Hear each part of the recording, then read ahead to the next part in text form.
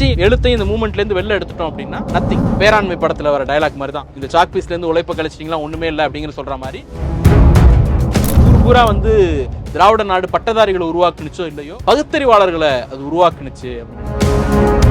இந்தியாவிலேயே அம்பேத்கர் ரைட்டிங்ஸை விட, காந்தி ரைட்டிங்ஸை விட அண்ணாவுடைய வால்யூம் வந்து 140 வால்யூம். அந்த இடம் தான் கலைஞருடைய யூனிக்கான இடம். மக்களை எப்போதும் பதட்டத்திலே வச்சிருக்கணும் அப்படிங்கிறது வந்து ராமச்சந்திரனின் குணம்னு மட்டும்தான் நினைச்சோம். எம்ஜிஆர் கட்சி தொடங்கின நாள்லயே இன்னைக்கு நம்ம ஆட்களுக்குலாம் என்ன வருதுன்னா, அதிகாரத்துக்கு போவோம், சிஎம் ஆகும், நான் ஆட்சியில் பங்கு கொடுக்குறேங்கிற வரைக்கும் போறோம். ஆனா கட்சி தொடங்கின அன்னைக்கு அவருடைய ஒரே டார்கெட் சிறைக்கு போலாம் வான்னு தான் கூப்பிட்டாரு.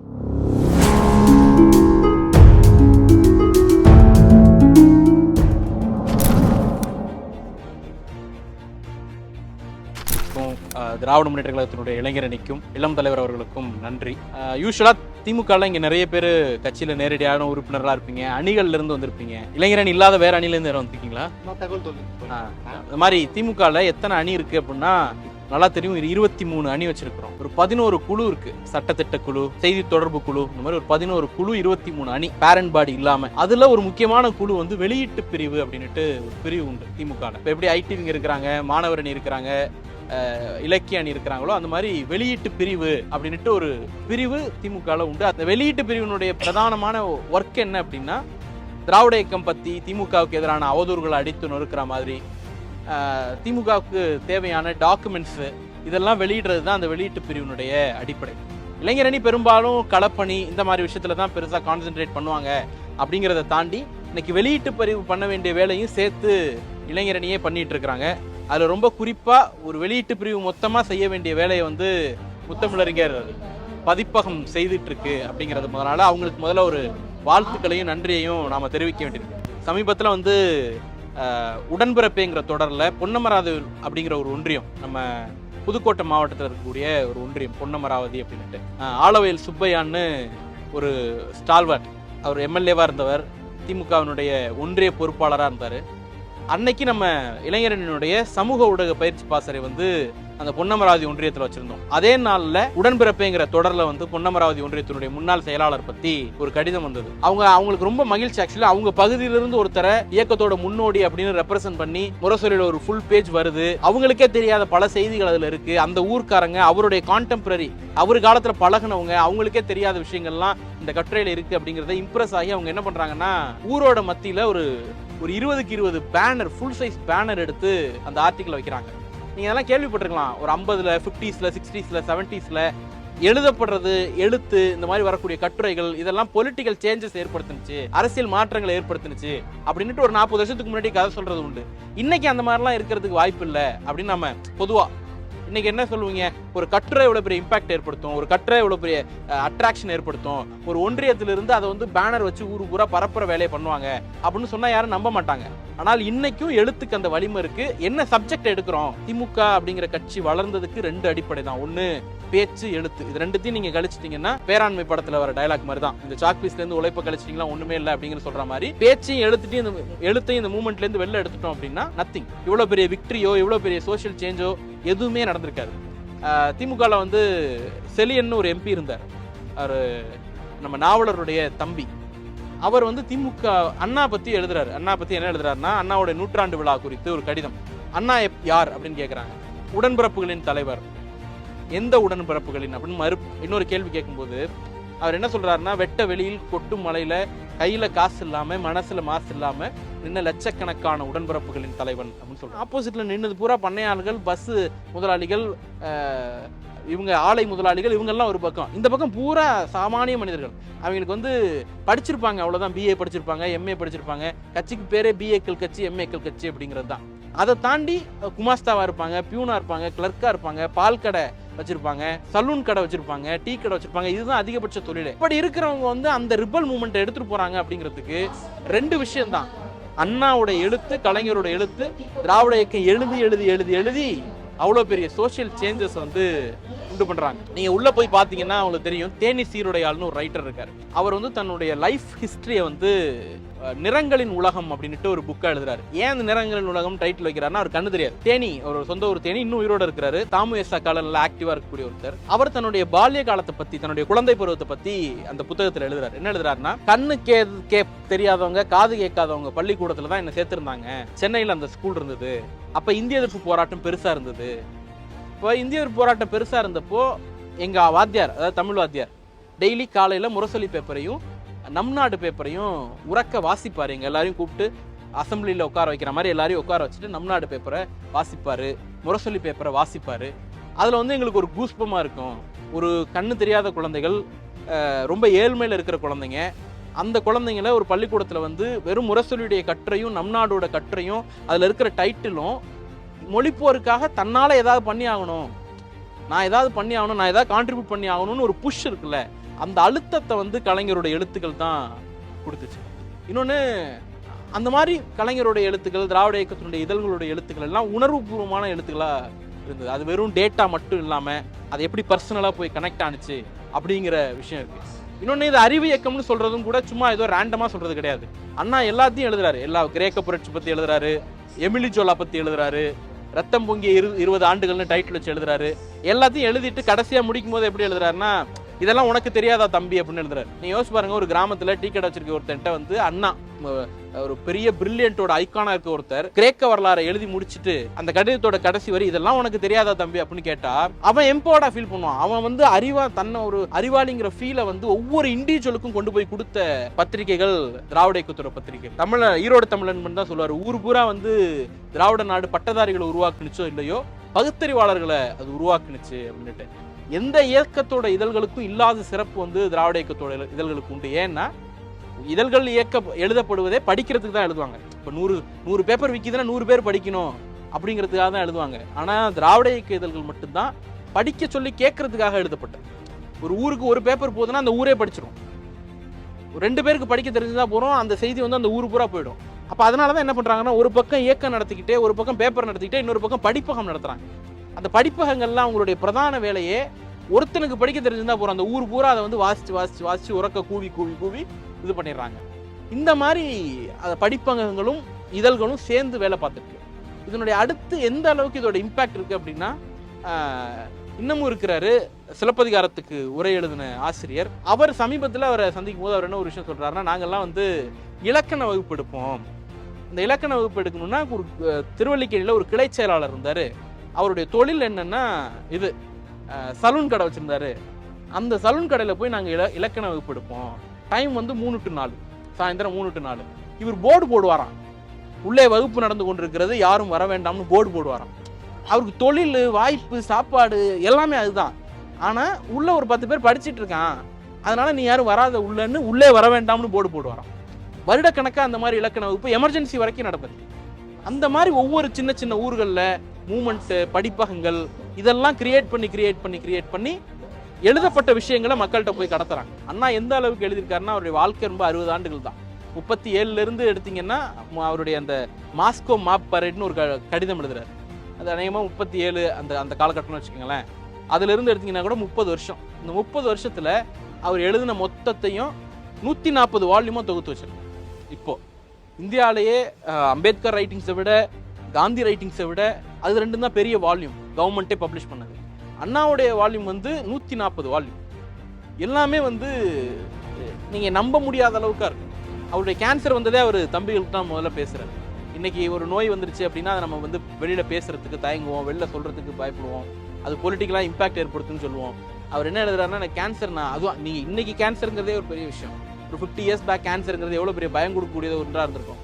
ஆனால் அவர் அதையும் தம்பிக்கு கடிதத்தில் தான் எழுதுறாரு. உன்னிடம் சொல்லாமல் வேறு யாரிடம் சொல்ல போகிறேன் அப்படின்னு எழுதுறாரு. இப்படி ஒவ்வொரு விஷயத்தையும் கடிதம் மூலமாக நம்ம டிரான்ஸ்ஃபர் பண்ணிகிட்டே இருக்கோம். அது என்னன்னா பர்சனல் கனெக்ட், தலைமைக்கும் ஒரு தொண்டருக்குமான பர்சனல் கனெக்ட். நான் அறிவாளியாக இருக்கிறது போலவே நீயும் அறிவாளியாக இருக்கணும், இந்த இயக்கம் ஒரு அறிவு இயக்கம் அப்படிங்கிற அந்த ஒன் லைனில் வந்து இவ்வளோ வேலையை வந்து பார்த்துருக்கோம். அது கலைஞரும் ஃபாலோ பண்ணியிருக்காரு. கலைஞருடைய இப்போ கடிதம் எல்லாத்தையும் நம்ம தொகுத்துட்டோம். அது கிட்டத்தட்ட ஒரு 100 வால்யூம் கிட்ட வரும். அதில் ஸ்கைலாப்னு கலைஞர் ஒரு கடிதம் எழுதியிருக்காரு. ஸ்கைலாப்னா என்னன்னு நமக்கு தெரியாது, இமேஜின் பண்ண முடியல. யாருடைய லீடர் பேராது இல்லை அன்னைக்கு ஏதாவது சம்பவம் நடந்துச்சா அப்படின்னு நம்ம தேட வேண்டியிருக்கு. இப்போ ஸ்கைலாப்னா என்னன்னு கூகுள் பண்ணி பார்த்தீங்கன்னா தெரியாது. என்னன்னா ஒரு ஸ்பேஸ் ஸ்டேஷன், நாசா அனுப்பின ஒரு ஸ்பேஸ் ஸ்டேஷன். இந்த ஸ்பேஸ் ஸ்டேஷன் பற்றி அவர் எழுதுறாரு. இந்த மாதிரி நாசா ஒரு விண்கலத்தை அனுப்பியிருக்காங்க, அது இந்தந்த விஷயங்கள் எல்லாம் ஆய்வு பண்ணுது, அது இவ்வளவு காலம் விண்கலமாக செயல்படும் எதிர்பார்க்கப்படுது, அதனால சமூகத்துக்கு இந்த நலன்லாம் நடக்க போகுது அப்படின்லாம் வந்து எழுதுறாரு. சரி, ஏன் இதை எழுதுறாருன்னு அந்த பேக்ரவுண்டை செக் பண்ணோம்னா, அது வெடிச்சு செதற போகுது அப்படின்னு ஒரு புரளி வந்து ஊரு பூரா பரவிட்டு இருக்கு. மக்கள்கிட்ட தேவையில்லாத அச்சம் ஒன்று இருக்கு. அப்ப அவர் என்ன சொல்லி நினைச்சிருந்தா 2 வரியில முடிச்சிருக்கலாம், அதெல்லாம் வெடிச்சு செதறாது, வேலையை பார்த்துட்டு போங்கடா அப்படின்னு 2 வரியில எழுதி முடிச்சிருக்கலாம். ஆனா ஸ்கைலாப்னா என்ன, ஸ்பேஸ் ஸ்டேஷன்னா என்ன, நாசாவோட ரோல் என்ன அப்படிங்கறது தொடர்ச்சியா 2 நாள் 3 நாள் எழுதுறாரு. எழுதி முடிச்சுட்டு அந்த இடம் தான் கலைஞருடைய யூனிக்கான இடம். மக்களை எப்போதும் பதட்டத்திலே வச்சிருக்கணும் அப்படிங்கிறது வந்து ராமச்சந்திரனின் குணம்னு மட்டும்தான் நினைச்சோம் எம்ஜிஆர். அது ஸ்கைலாப்புக்கும் அந்த குணம் இருக்கு அப்படின்னு முடிக்கிறார். அது அவருடைய பொலிட்டிக்கல் இது. பட் ஸ்டில் நீங்க ஸ்கைலாப்ங்கிற ஒரு சேட்டலைட் பத்தி, ஸ்பேஸ் ஸ்டேஷன் பத்தி சாதாரணமா கிராமத்துல படிக்காம இருக்கக்கூடிய ஒரு தொண்டனுக்கு வந்து அதை சொல்லணும்னு அவசியம் இல்லைல்ல. நீங்க போய் எப்படி பூத்துல 17C எப்படி ஃபில் பண்ணணும், 17C எப்படி கரெக்ட் பண்ணணும் அப்படிங்கறத சொல்லலாம், இல்லன்னா எப்படி பூத்துல ஆள் சேர்க்கலாங்கிறத சொல்லலாம், வாக்காளர் எப்படி சரி பார்க்கறதுங்கிறத சொல்லலாம். இதெல்லாம் சொல்றோம்னா அதெல்லாம் பொலிட்டிக்கல் ட்ரைனிங். அது தேவை, கட்சிக்கு ஓட்டு வாங்கி கொடுக்கணும் அப்படிங்கிறதுக்கான ஒரு பகுதி. ஆனா அவனை நாலேஜபிளா எம்பவர்டா மாத்தணும் அப்படிங்கிற அந்த சிந்தனை வந்து திமுக கிட்ட மட்டும்தான் இருந்துச்சு. அதோட இம்பாக்ட் வந்து மத்த கட்சிகள்ல இருந்திருக்கலாம். ஆனா அதுவும் கூட பெருசா இருந்ததா நமக்கு எவிடன்ஸ் எல்லாம் கிடையாது. அதோடைய தொடர்ச்சி தான் வந்து இன்னைக்கு இவ்வளவு புத்தகங்களை போட்டு நம்ம ஒரு ஸ்டால் போட்டு டெய்லி ஒருத்தரை கூப்பிட்டு பேச வச்சுட்டு இருக்கிறோம். இன்னொன்னு, இது எல்லாத்துக்கும் கஷ்டப்பட்டிருக்கோம். உதாரணத்துக்கு பட்டுக்கோட்டை அழகிரி வந்து எப்படி பேச போவார்னா, காலையில வந்து ஒரு வெள்ளை சட்டையை மாட்டிக்கிட்டு தண்டோரா எடுத்துக்கிட்டு ஊரு பூரா தண்டோரா போடுவான். இன்னைக்கு மாலை 5 மணிக்கு தேரடி திடல்ல பட்டுக்கோட்டை அழகிரி பேசுறாரு அப்படின்ட்டு. அந்த ஊர் மக்களுக்கு பட்டுக்கோட்டை அழகிரினா யாருன்னு தெரியாது. யாரோ ஒருத்தர் பேசுறாருப்பா அப்படின்ட்டு. பொழுதுபோக்குறதுக்கு வேற சாதனங்கள் கிடையாது, நேரம் கிடையாது, விவசாய வேலை 5 மணி 6 மணிக்கு மேல இருக்காது, மக்கள் எல்லாம் கூடிடுவாங்க. இதே நபர், அதே பட்டுக்கோட்டை அழகிரி காலைல யார் தண்டோரா போட்டு போனாரோ அவரே வந்து வெள்ளச்சட்டையை கழட்டி போட்டு கருப்பு சட்டையை மாட்டிட்டு உரையாற்றுவாங்க. யோசிச்சு பாருங்க, இந்த மாதிரி ஒரு பீரியட் இருந்துச்சு. பேசுறதுக்கு கஷ்டப்பட்டிருக்கோம். கட்சி தொடங்கின நாள்லயே இன்னைக்கு நம்ம ஆட்களுக்குலாம் என்ன வருதுன்னா, அதிகாரத்துக்கு போவோம், சிஎம் ஆகும், எம்பி ஆகும், எம்எல்ஏ ஆகும். எங்க அண்ணன் வந்து பொதுச் செயலாளர், நான் வந்து சிஎம், அவர் டெபுட்டி சிஎம், நான் ஆட்சியில் பங்கு கொடுக்குறேங்கிற வரைக்கும் போறோம் கட்சி தொடங்கின அன்னைக்கே.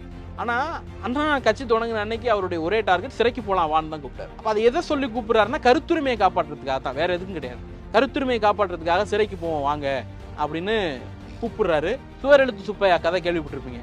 அவர் வந்து மேடையில பேசுற மாதிரி பெரியார் பேசுறத வந்து மணிக்கணக்கில் பெரியார் மேடையில பேசுறத அவர் 2 வரியில வந்து ஏதாவது ஒரு ஊர்ல சுவர்ல எழுதி வச்சுட்டு போயிடுவார். தாரை யூஸ் பண்ணி, அந்த ஊர்ல போடக்கூடிய தாரை யூஸ் பண்ணி, உதாரணத்துக்கு இப்ப சக்தியுள்ள சாமி இருக்கும்போது கோயிலுக்கு பூட்டுஞ்சாவி எதுக்கு, இதை நீங்க நாத்திகம் பேசுறோம் அப்படிங்கறத வேற, ஒரு காமன் பப்ளிக்கு இது உரைக்கும்ல, ஆமா இல்ல சாமி இருக்கும்போது எதுக்கு பூட்டுச்சாவி போடுறான் அப்படின்ட்டு அதுக்கான விளக்கம் கொடுக்குறான், அதெல்லாம் வேற. இந்த மாதிரி 2 வரியில எழுதி வச்சுட்டு போயிடுவாரு. இதுக்கு என்ன பண்ணுவாங்கன்னா, அன்னைக்கு திராவிட இயக்கத்தை எதிர்த்தவங்க எல்லாம் என்னமா அந்த கையில வச்சிருக்கிற தாரை அவர் மேல ஊத்திடுவாங்க. அப்ப யோசிச்சு, தாரை கொதிக்கிற தாரை மேல ஊத்துனா எவ்வளவு கஷ்டமா இருந்தது. ஆனாலும் அதெல்லாம் தூக்கி போட்டு அடுத்த கூட்டத்துக்கு அடுத்த ஊர்ல போய் சுவர் எழுதிட்டு இருந்தவர். இப்ப எழுதுறதுக்கு கஷ்டப்பட்டிருக்கோம், ஒரு காலத்துல பேசுறதுக்கு கஷ்டப்பட்டிருக்கோம், எழுதுறதுக்கு கஷ்டப்பட்டிருக்கோம், இயக்கம் நடத்துறதுக்கு கஷ்டப்பட்டிருக்கோம். இயக்கம் நடத்துறதுக்கு கூட வேண்டாம், எங்க ஊர்ல கீழறிஞ்ச மாவட்டத்துல வந்து வெறும் நம் நாடு பேப்பரை படிச்சாங்க அப்படிங்கிறதுக்காக கட்டி வச்சு அடிச்ச கதையெல்லாம் எங்க ஊர்ல உண்டு. வெறும் நம் நாடு பேப்பரை படிச்சாங்க அப்படிங்கிறதுக்காக. அதனால அவங்க என்ன பண்ணுவாங்கன்னா, பேப்பரை வாங்கிட்டு வந்து திருமலை ராஜன் ஒரு ஆத்துல போய் உட்காந்து படிச்சுட்டு அந்த ஆத்துலயே கிழிச்சு போட்டு வந்துருவாங்களாம் பேப்பரை. இப்படி எல்லாம் பேப்பர் படிச்சிருக்காங்க. சோ எழுதுறதுக்கு கஷ்டப்பட்டிருக்கோம், பேசுறதுக்கு கஷ்டப்பட்டிருக்கோம், இயக்க நடத்த கஷ்டப்பட்டிருக்கோம், பத்திரிகை படிக்க கஷ்டப்பட்டிருக்கோம், இது எல்லாத்துக்கும் கஷ்டப்பட்டிருக்கோம். இப்ப எதுக்கெல்லாம் கஷ்டப்பட்டமோ எல்லாத்தையுமே ஒரு 50 வருஷத்துல உடைச்சிட்டோம். இயக்க நடத்த கஷ்டம் இருந்துச்சு, இன்னைக்கு இல்லம்தோறும் இளைஞரணின்னு வச்சிருக்கோம். பேசுறதுக்கு சிரமம் இருந்துச்சு, இன்னைக்கு என் உயிரினும் மேலான ஒரு வாய்ப்பு பிளாட்ஃபார்ம் ஏற்படுத்தி கொடுக்குறோம். எழுதுறதுக்கு பிரச்சனை இருந்துச்சு, இன்னைக்கு வந்து முரசொலி பாசறைன்னு ஒண்ணு வச்சு இது பண்ணி, அது மட்டும் பார்த்தாதுன்னு புக்கா வேற அதை கம்பைல் பண்ணி அதுக்கு ஒரு வெளியீட்டு விழா நடத்தி அரங்கம் போட்டு விற்பனை பண்ணி கொடுக்குற இடத்துக்கு வந்திருக்கோம். இப்படி எல்லா விஷயங்கள்லையுமே வந்து இந்த ஸ்பேஸை நாம கிரியேட் பண்ணிட்டே வந்திருக்கோம். இதுதான் திராவிட இயக்கத்தோட முக்கியமான ஜேர்னின்னு நினைக்கிறேன்.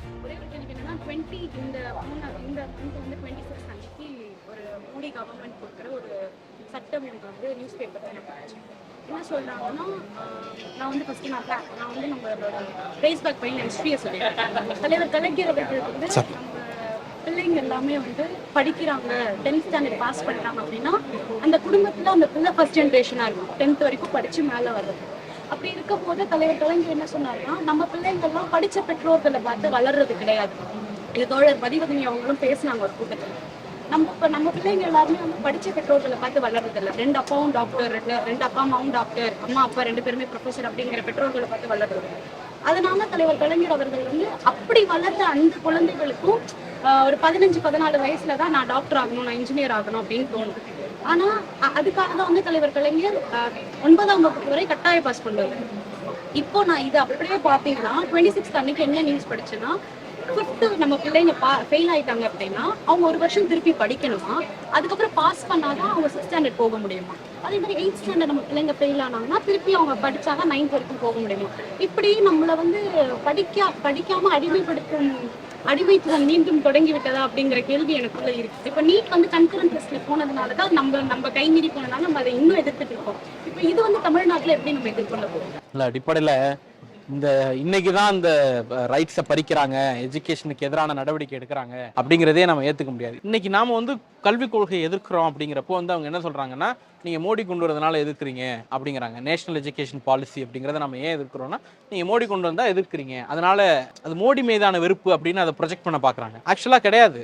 கோத்தாரி கல்வி கமிஷன், நேரு காலத்தில் போடப்பட்ட கல்வி கமிஷனே தமிழ்நாடு ஏற்றுக்கல. ஏஎல் முதலியார்னு நீதி கட்சியில் ஆக்டிவாக இருந்த ஒருத்தர், மெட்ராஸ் யூனிவர்சிட்டியினுடைய லாங்கஸ்ட் விசி, தமிழ்நாட்டோட ப்ராடக்ட், அவர் ஒரு கல்வி கமிஷன் போட்டாரு, அவர் ஒரு ரெக்கமெண்டேஷன் கொடுத்தாரு. அந்த ரெக்கமெண்டேஷனையும் தமிழ்நாடு ஏற்றுக்கல. ராஜீவ்காந்தி காலத்தில் ஒரு என்இபி கொண்டு வந்தாங்க, நேஷனல் எஜுகேஷன் பாலிசின்னு, அதையும் நம்ம ஏற்றுக்கல. அப்போ இது வரைக்கும் விடுதலை பெற்ற இந்தியாவில் எந்தெந்த நேஷனல் எஜுகேஷன் பாலிசி கொண்டு வந்திருக்கிறோமோ எல்லா என்இபியுமே திமுக எதிர்த்திருக்கிறது, திராவிட இயக்கம் எதிர்த்திருக்கிறது, தமிழ்நாடு எதிர்த்திருக்கிறது. அதனால தான் வந்து இவங்க என்ன திருப்பி சொன்னாங்க, எதிர்த்தீங்க என்ன சாதிச்சிங்க, நவோதயா பள்ளிகள் கூட கிடைக்கலையே அப்படிங்கிறாங்க.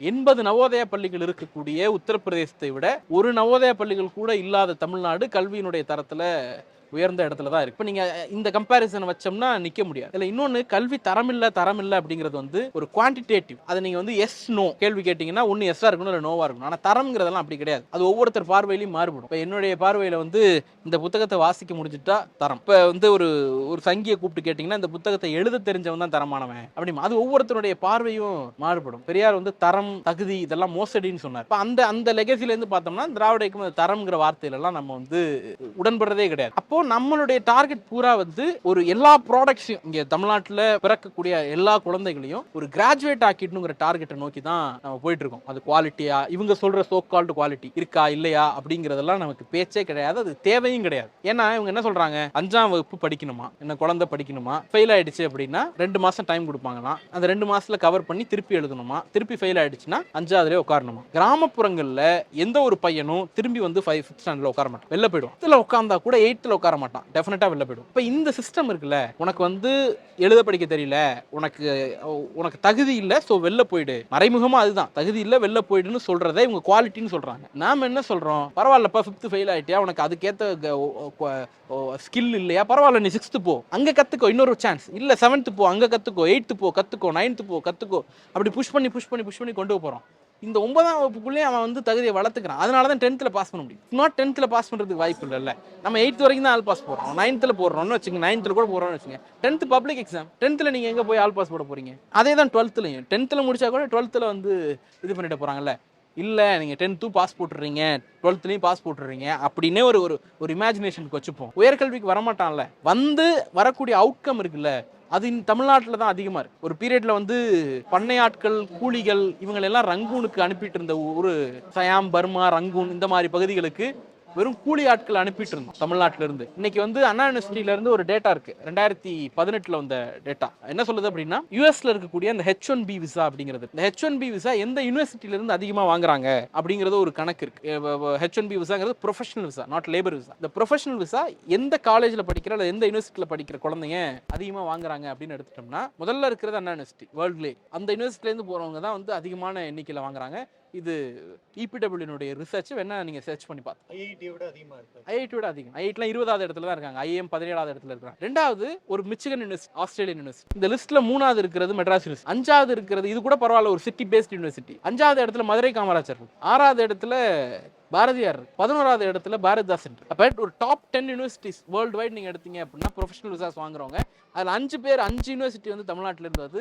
அது எதர் இன்ஜினியரிங் யூனிவர்சிட்டியாக இருக்குது, ஆர்ட்ஸ் யூனிவர்சிட்டியாக இருக்குது, ரூரலில் இருக்குது, அர்பனில் இருக்குது, இப்படி மிக்சடாக இருக்குது. இதை நீங்கள் அவுட்கம் குவாலிட்டி இல்லைன்னா இதை வாங்கியிருக்க வாய்ப்பு இல்லை. இப்போ நீங்கள் அதோட சேர்த்து பார்த்தோம் அப்படின்னா என்ஐஆர்எஃப் ரேங்கிங் ஒரு பக்கம், இந்த மாதிரியான விசா ப்ராசஸ் ஒரு பக்கம். இன்னொன்று, தமிழ்நாட்டுக்கு வந்து ரிசோர்ஸ் அப்படிங்கிறது பொலிட்டிக்கல் ரிசோர்ஸ் கிடையாது. ஏன்னா யூபியில் ஓட்டு போடுறவன் தான் பிரதமர் யாருன்னு தேர்ந்தெடுப்பான். யூபி மாற்றி ஓட்டு போட்டால் பிரதமர் மாறிடுவாங்க. ஸோ அவங்களுக்கு அந்த வில் பவர் இருக்குது, அவ்வளோ எண்ணிக்கை வச்சிருக்காங்க. நேரு ஒரு பீரியடில் சொல்கிறாரு, வடமேற்கு பஞ்சாபில் விளையிற கோதுமையை வச்சு நான் ஒரு வருஷம் பூரா சோறு போட்டுருவேன் அப்படிங்கிறார்.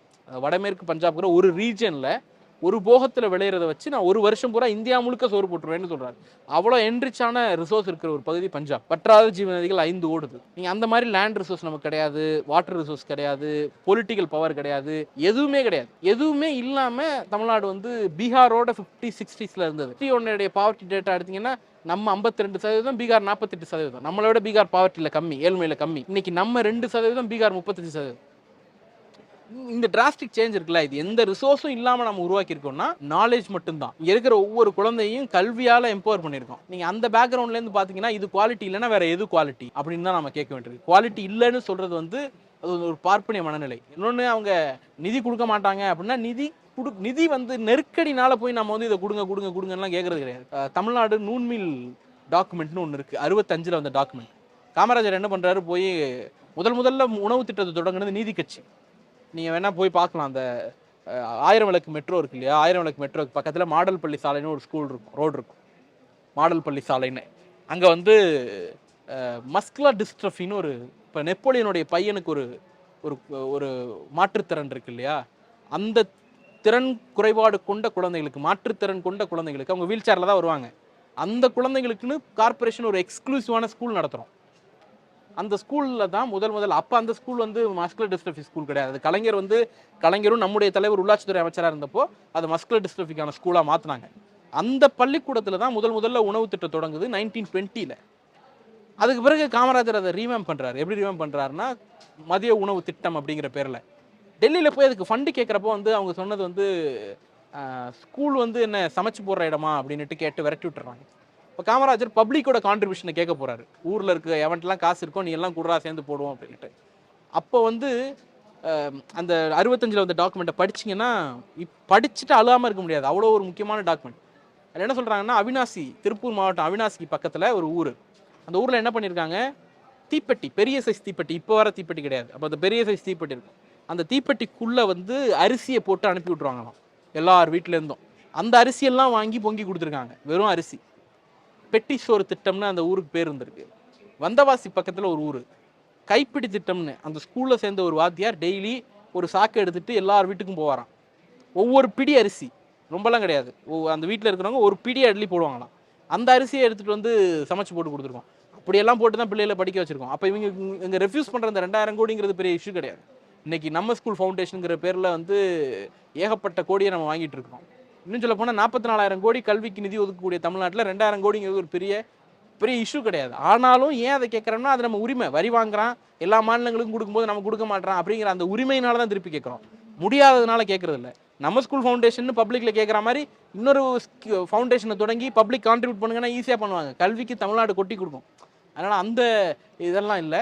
ஸோ இது வரைக்கும் எப்படி எதிர்த்தோமோ அதே மாதிரி இனிமேலும் எதிர்ப்போம். அதனால் வந்து அதை அமைச்சர் ரொம்ப தெளிவாக சொல்லிட்டாங்க. தமிழ்நாட்டில் நீங்கள் ஏன் புதிய கல்விக் கொள்கையை வந்து ஏற்றுக்கலை அப்படிங்கும்போது தான் தெரியுது. ஏற்றுட்டு இருந்தோம்னா இன்றைக்கி அந்த 5வது 8வது இதை வந்து, ஆனால் நம்ம அன்றைக்கி அந்த NEP டிராஃப்ட் வந்தப்போ எல்லா டிபேட்லையும் நாங்கள் போய் உட்காந்து சொன்னது வந்து, இது வந்து எங்கே வரும்னா, இந்த மாதிரி 5வதுக்கு கட்டாயம் பப்ளிக் எக்ஸாம், 8வதுக்கு பப்ளிக் எக்ஸாம் அப்படின்னு தான் கொண்டு வந்து நிறுத்துவீங்க அப்படின்னு சொன்னப்போ, அந்த டிராஃப்ட்டில் எங்கே இருக்குது காட்டுங்கன்னு எல்லா சங்கியும் ஒப்பாரி வச்சான். இன்றைக்கி 4 வருஷம் கழிச்சிரு, 2020 24 4 வருஷத்தில் கம்பல்சரின்னு கொண்டு வந்துட்டான்ல. அப்போ நாம் என்னெல்லாம் எச்சரித்தோமோ அது எல்லாமே நடக்க போகுது. நீங்கள் ஒரு பக்கம் NEP இன்ட்ரடியூஸ் பண்ணிட்டு இன்னொரு பக்கம் விஸ்வகர்மா இன்ட்ரடியூஸ் பண்ணுறோம். ரெண்டுத்துக்கும் கனெக்ஷன் இருக்குது. இதில் 5வதுல ஃபெயில் ஆயிடுச்சு வெளில போயிடுச்சு, 8வதுல ஃபெயில் ஆயிடுச்சு வெளில போயிடுச்சு. அந்த குழந்தை என்ன பண்ணும், வீட்டு தொழில தான் கற்றுக்கும். வீட்டு தொழில கற்றுக்கிட்டா வா கடன் கொடுக்குறேன் மாறுது இல்லை. இப்போ ரெண்டுத்தையும் கம்பைன் பண்ணி பார்த்தோம்னா தெரியும், நம்ம வாழலாம் வீட்டு தொழில பண்ணணும், அவள்லாம் படிக்க போயிடுவான். அந்த சூழ்ச்சி தான் அது. அனைத்து சாதியினரும் கான்ட்ரோவர்சியா பேசுறாங்க. என்ன சொல்றாங்கன்னா, அப்படி ஒரு சட்டமே இல்லை, இவங்களா தெரிஞ்சு சொல்றாங்க, நீ வேணா எப்படி வேணா செக் பண்ணிக்கோங்க அப்படின்னு நிறைய இல்லவே இல்லை அப்படின்னு அவர் அடிச்சு சொன்னார். நான் போட்டு இது பாருங்க ட்ரை பண்ணேன். ஆனால் எனக்கு நான் சட்டத்துறையும் படிக்கவும் இல்லை, அதை எப்படி பார்க்கறதுக்கும் எனக்கு தெரியும். அந்த சட்டத்தை பற்றி கொஞ்சம் அனைத்து சாதியினர் அர்ச்சகர் ஆகலாம் அப்படிங்கிறது ரெண்டு விஷயத்த கலைஞர் வந்து முறியடிக்கிறார் அவருடைய முதல் 71-74 கவர்மெண்ட்ல. ஏதோ ஒரு கோயில் வச்சுங்களேன், இந்த திருவல்லிக்கேணி கோயில் பார்த்தசாரதி கோயில் இருக்குன்னா, பார்த்தசாரதி கோயில்ல ஒரு ஐயரை நீங்க நியமிக்கிறீங்கன்னா அவர் குறிப்பிட்ட சாதியா இருக்கணும்னு அவசியம் மட்டும் பத்தாது, அவர் குறிப்பிட்ட குடும்பத்தை சேர்ந்தவரா இருக்கும். அது பரம்பரை நியமனம்னு பேர். இந்த பரம்பரை நியமனம்னு இருந்ததை கலைஞர் ஒழிக்கிறார் முதல்ல. அது வந்து கவர்மெண்ட் அப்பாயிண்ட் பண்ணணும், நீ அப்பாயிண்ட் பண்ணிக்க முடியாது. தாத்தா இருந்தாருன்னா பேரன் அப்பாயிண்ட் பண்ணிட்டு போயிடுவார். அந்த பவர் வந்து அவங்கள்ட்ட இருந்துச்சு. அப்ப கலைஞர் முதல் இதுல என்ன பண்றாரு, ஜிஓ 71 ஜிஓல பரம்பரை உரிமையை ஒழிச்சிருவார். டசன்ட் மீன் அனைத்து சாதியினரும் அர்ச்சகராகலாம். அப்பையும் வந்து எல்லா சாதியினரும் அர்ச்சகராகலாம் ஸ்பேஸ் கிடையாது. ஆனா அதுல என்ன ஒரு அட்வான்டேஜ் கலைஞருக்கு இருக்குன்னா, கவர்மெண்ட் அப்பாயிண்ட் பண்ணணும் அப்படின்னு வந்துருச்சுன்னா எனி கவர்மெண்ட் அப்பாயின்மெண்ட் அங்க நீங்க என்ன பண்ணி ஆகணும், ரிசர்வேஷனை ஃபாலோ பண்ணி ஆகணும். அந்த லூப்பை பயன்படுத்தி கலைஞர் அப்பாயிண்ட் பண்ணிடலாம் அப்படின்னு யோசிக்கிறாரு. ஆனா அது பாசிபிள் ஆகல. அந்த ஜட்மெண்ட் எப்போ ஃபைனல் வெர்டிக்ட்டுக்கு வருது அப்படின்னா, ஜெயலலிதா கவர்மெண்ட்ல 2011க்கு பிறகு 11-16 அந்த கவர்மெண்ட்ல வருது. அந்த கவர்மெண்டோட ஜட்மெண்ட் என்ன வருதுன்னா, அப்போ வந்து ஜட்மெண்ட் என்னன்னா, அனைத்து சாதியினரும் அர்ச்சகர் ஆகலாம் அப்படிங்கிறதுல தடை கிடையாது. ஆனால் அது குறிப்பிட்ட கோயிலோட ஆகமத்துக்கு கான்ட்ரடிக்ஷனா இருக்கக்கூடாது. இப்போ எல்லா கோயிலுக்கும் ஒரு ஆகமம் கிடையாது, ஒவ்வொரு கோயிலுக்கும் ஒரு ஆகமம் உண்டு. இப்போ பார்த்தசாரதி கோயிலுக்கு ஒரு ஆகமம் இருக்கும், வடபழனி கோயில் ஆகம கோயில் கிடையாது. இந்த மாதிரி ஒவ்வொரு கோயிலுக்கும் ஒவ்வொரு ஆகமம் இருக்கும். அந்த குறிப்பிட்ட கோயிலோட ஆகமத்துக்கு இது கான்ட்ரடிக்ஷனா இல்லையாங்கிறது மட்டும்தான் எங்களுக்கு பிரச்சனை.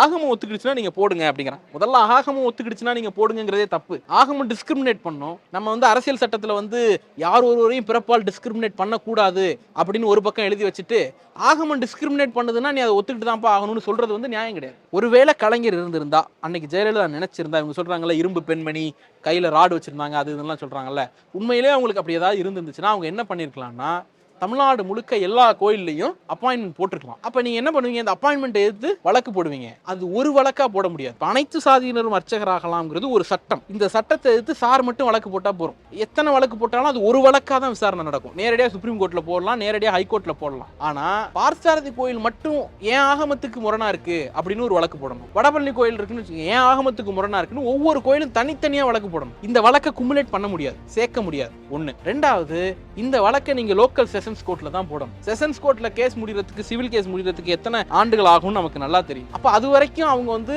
அர்ச்சகரா பணியாற்றி இருக்க வாய்ப்பு கிடைக்கும். அந்த அம்மா நினைச்சிருந்தா அன்னைக்கே அதை பண்ணியிருந்திருக்கு. ஆனா அந்த அம்மா பண்ணல. அந்த சட்டத்தை பயன்படுத்தி தான் இன்னைக்கு நம்ம வந்து இது பண்ணியிருக்கிறோம். கிளாஷஸ் இருக்கு, இப்போ அவங்கள வந்து அனுமதிக்காத சூழல் இருக்கு, அதெல்லாம் இருக்கு. ஆனா பை ஐடியா நாம வந்து எல்லாரும் வந்து கருவறைக்குள்ள போகலாம். மற்ற மாநிலங்கள் இதை இமேஜினே பண்ணல. அப்படி இருக்கும்போது நம்ம சட்டம் போட்டு சாத்தியப்படுத்தி அப்பாயின்மெண்ட் போட்டு உள்ள கொண்டு போய் நிக்க வச்சிட்டோம். அந்த இடத்துல தான் இதை ரெவல்யூஷனா பார்க்கணும்.